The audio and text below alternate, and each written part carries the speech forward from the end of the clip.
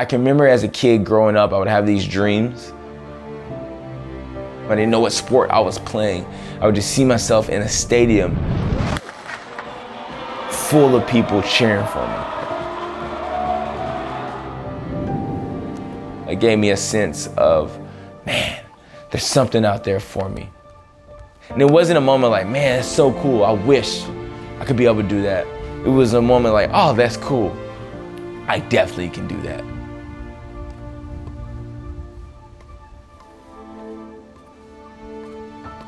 The first time I ever ran, I felt so free.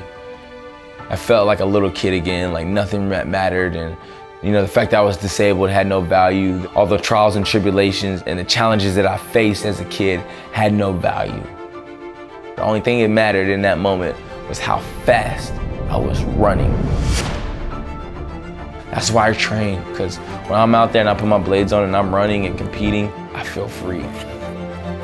God put me on this earth to be the fastest man in the world, to compete at the highest level. That's why I'm here for it.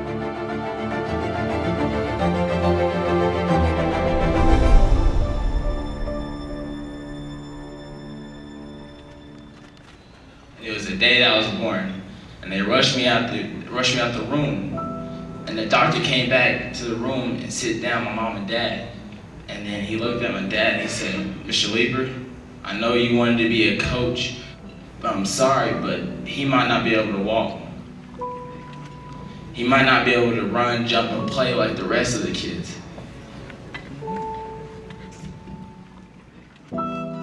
That was a conversation that my parents had to have from day one. Because you're born without legs, it sucks, but you have to work harder than everybody else. In the classroom, on the basketball court, you have to be above average.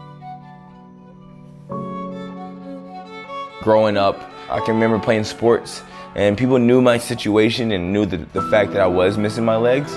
So I would run, and they would fall off. And I just learned to kind of just work with that and just like, okay, if my leg falls off, pick it back up. Kind of taught me how to get back up. That's what I really like. When you fall down, you gotta get back up. And I literally physically had to learn how to get myself back up with what I had.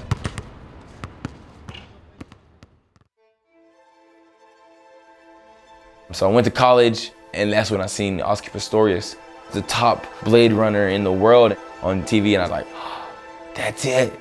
That's what I was dreaming. That moment sparked something great in me.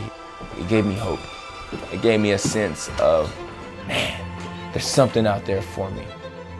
As long as I run and I train hard, I think I'll be able to get to the level that he is. I got my first pair of running blades back in 2009, 2010, and my first race ever. I beat everybody. The coach comes over and says, "Congratulations, you just qualified for the Paralympic team." I think about that moment and think about all the sacrifices and the moments that it took to get to the Paralympic Games and competing at the highest level and taking the silver and the bronze. That's why I run.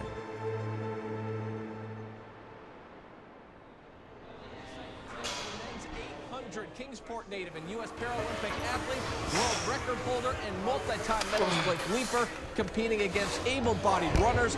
Leeper is hoping to get to the 2020 Olympics to compete against able-bodied athletes, but is currently battling the IAAF, the sport's governing body, which says his blades give him an advantage.